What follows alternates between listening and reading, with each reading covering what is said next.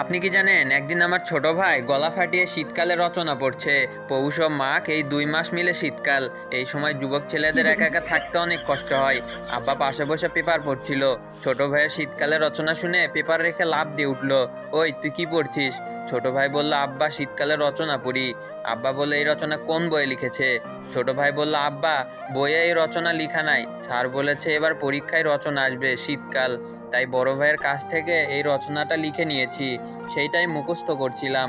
আব্বা বলল, ও তাইলে এটা বড় হারামজাদার কাজ। মনে মনে সন্দেহ আসিল, ডাক দে বড় হারামজাদাকে। আমি তখন বাথরুমে বসে সিগারেট খাচ্ছি, এমন সময় ছোট ভাইয়ের ডাক।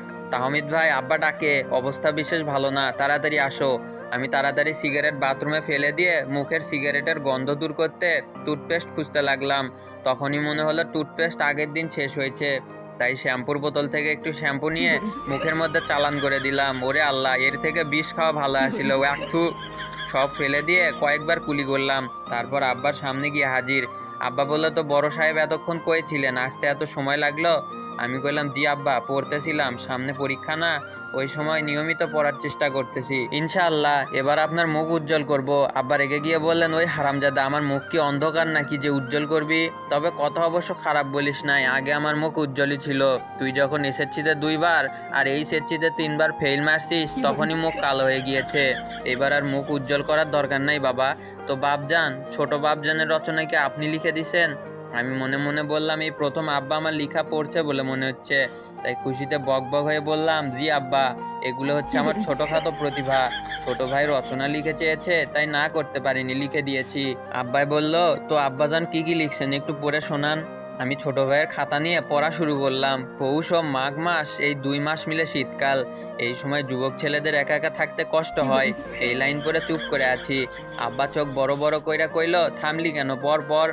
আমি আবার শুরু হইলাম। এই সময় রাতে অনেক শীত পড়ে, রাতের বেলা একা একা থাকা খুবই কষ্টসাধ্য। হাত পা ঠান্ডায় বরফ হয়ে আসে।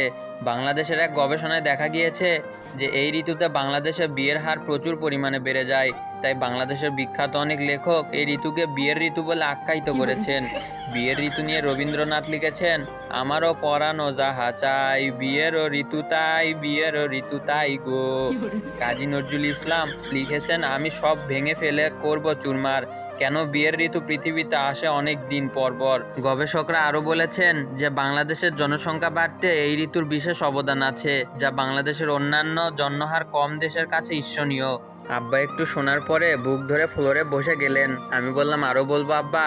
আব্বা বললেন, যদি বাপকে জীবিত দেখতে চাস তাইলে এখানে এই রচনা পড়া বাদ দে। আমি বললাম, কেন আব্বা? এখানে তো প্রকৃত সত্যই তুলে ধরার চেষ্টা করা হয়েছে।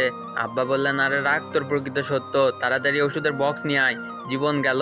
আমি দৌড়ে আব্বার ওষুধের বক্স নিয়ে আসলাম। একটু পরে আব্বা বলল, আজ বুঝলাম আমার বড় ছেলের এত প্রতিভা কেন। আমি কাচুমাচু হয়ে বললাম, কেন আব্বা? যে ছেলের একটা সামান্য রচনা মানুষের হার্ট অ্যাটাক করাতে পারে, তার সম্পূর্ণ পরীক্ষার খাতা দেখতে কমপক্ষে 4-5 জন মাস্টার অবশ্যই লাগবে।